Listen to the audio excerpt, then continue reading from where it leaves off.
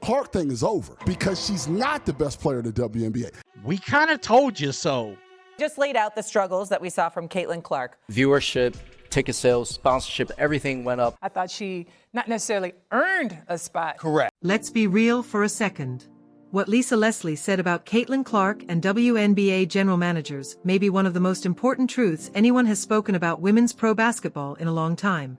And she said it at the exact right moment, because the anti-Clark crowd has reached a level of denial that feels impossible to ignore. She's not the best player in the WNBA. She's not the best guard in the WNBA. She's not even the best guard from her college class, because that's Paige Beckers, who plays for Dallas, who beat them in the season opener. This could be a situation where we look back on Caitlin Clark, and we're not going to look back on her like she's Michael Jordan. She's Jeremy Lin. They just keep going. Loud, persistent, and completely off base. For almost 2 years now, a group of critics has pushed this idea that the player who shattered attendance and TV records across the league is somehow overrated, replaceable, or not worthy of the spotlight she earned. They keep acting like other players have had the same pull, the same buzz, and the same impact on the league's growth. At this point, it is hard to tell whether they truly believe that or if they are just chasing attention. Caitlin Clark was voted the 11th best guard in the sport. At this point, I think it's funny. Fans ranked her second, media ranked her third, WNBA players voted her as the 11th best guard. She's the #1 shooter, distributor, play initiator, playmaker. She's 11th. I mean, the animosity toward Caitlin Clark, it's so petty. And that is exactly why Lisa Leslie's words matter so much. This is not harmless chatter anymore. The backlash is costing the league real support. The signs were already there for anyone willing to look, but now the harder numbers are showing up too. Not the polished stats used for promotion, but the kind of numbers that should worry everyone tied to the league's future. Lisa understands what created this surge around the WNBA. She also understands it will not last forever if people keep taking it for granted. And she did not say it quietly. She said it clearly, publicly, and at a time when the cracks are already becoming visible. Does her three-point shooting concern you at all? I would never be concerned about Caitlin Clark's three-point shooting. I think it's just a great addition to her game, but she's a great point guard. I think she makes that team better. She has such deep range. Defense is obviously aware of where she is, and so she's getting a lot more pressure out there. And she's a fighter. She's a competitor. I wouldn't be worried about that three-point. That is what makes her stand out. She told the truth when it was least comfortable to hear. And the timing matters even more when you look at the bigger picture. The effort to tear down Caitlin Clark did not begin during the season. It started before she had even fully returned. Critics, rankings, and media voices were already lined up against her while she was still recovering.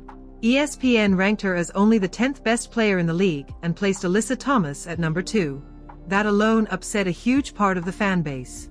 But it went further.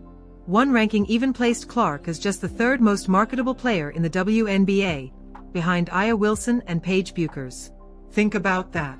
This is the player who forced teams into bigger arenas because demand outgrew the buildings. This is the player tied to the league's massive media rights boom.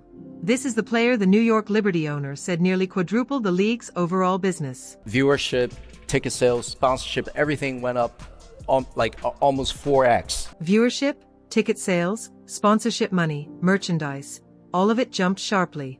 And still they ranked her 3rd, behind 2 great players who, with all respect, have never shifted the league the way Clark has shifted everything at once. Yes, those rankings got people talking. Yes, the outrage created clicks. But anger-driven engagement does not make the rankings correct. And then it got even worse. In the annual GM survey, the people running these teams said they would rather build a franchise around Paige Buchers than Caitlin Clark.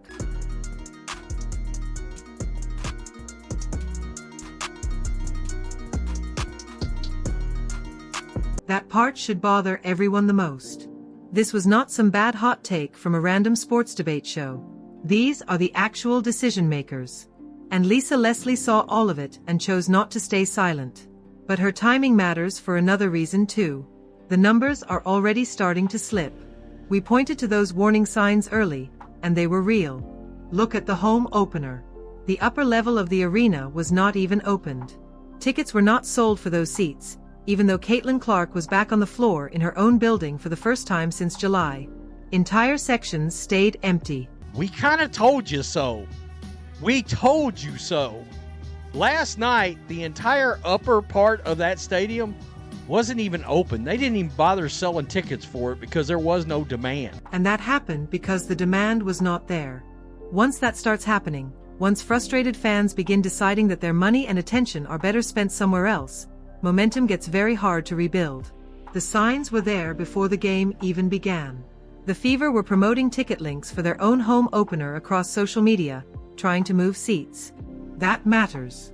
Because when Clark is healthy, playing, and the energy around her is strong, you do not usually need to push ticket sales.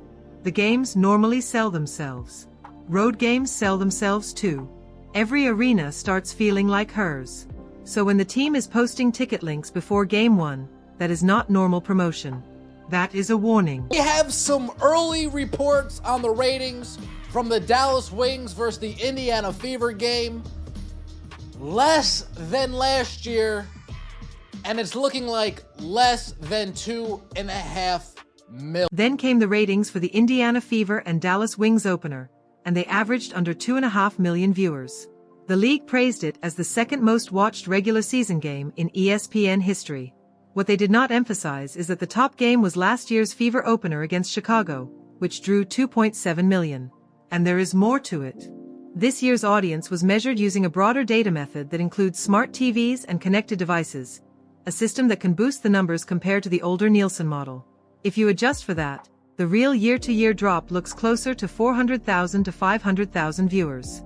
That is not small. That is a huge chunk of the audience disappearing on what should have been a major event.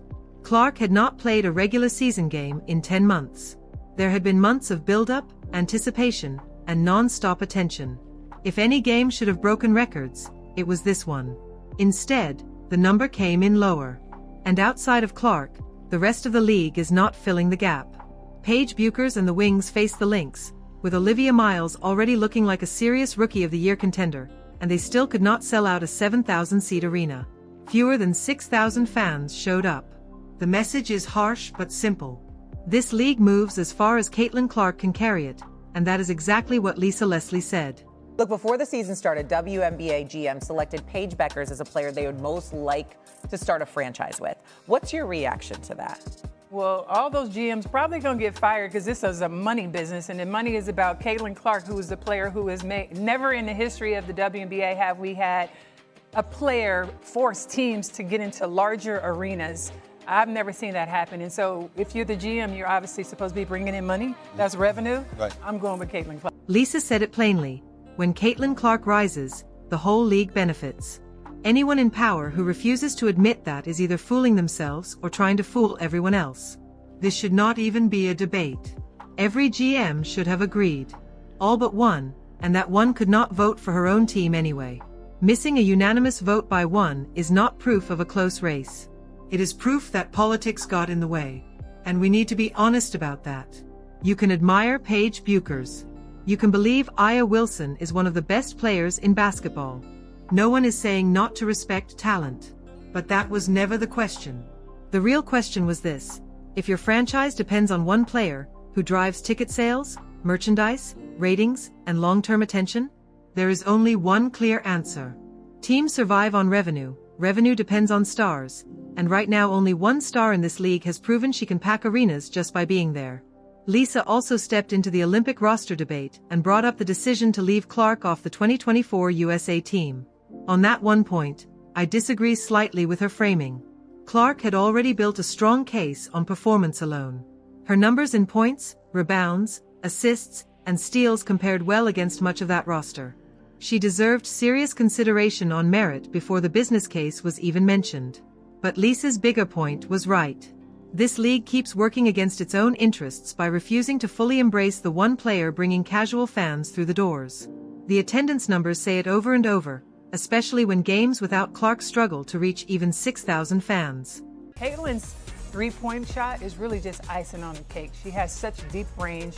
Defense is obviously aware of where she is, and so she's getting a lot more pressure out there. And Lisa was not finished. She also shut down one of the laziest arguments used by Clark's critics all season.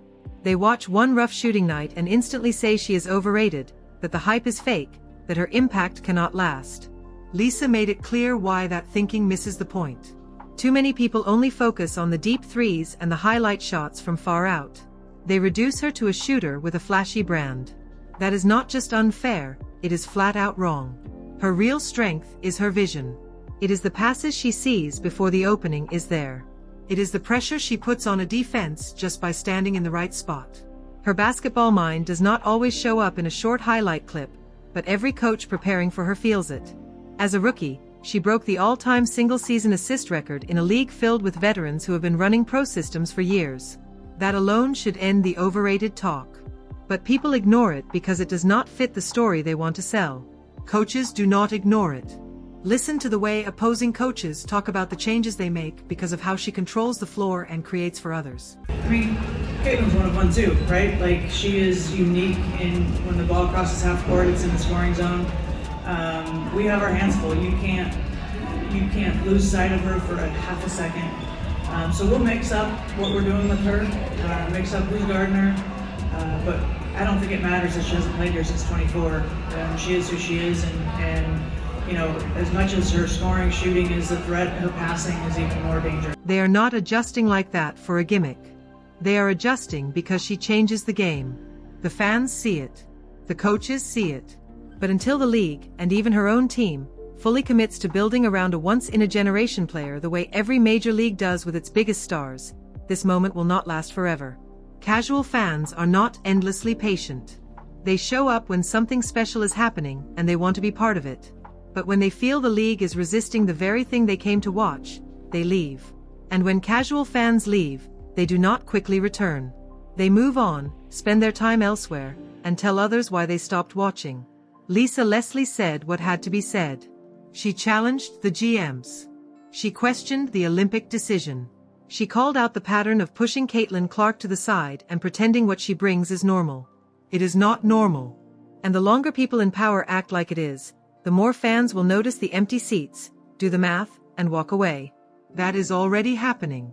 You can see it in every arena that suddenly feels half full when Clark is not on the schedule. And if people around you still do not understand what is going on, then you are exactly where you need to be.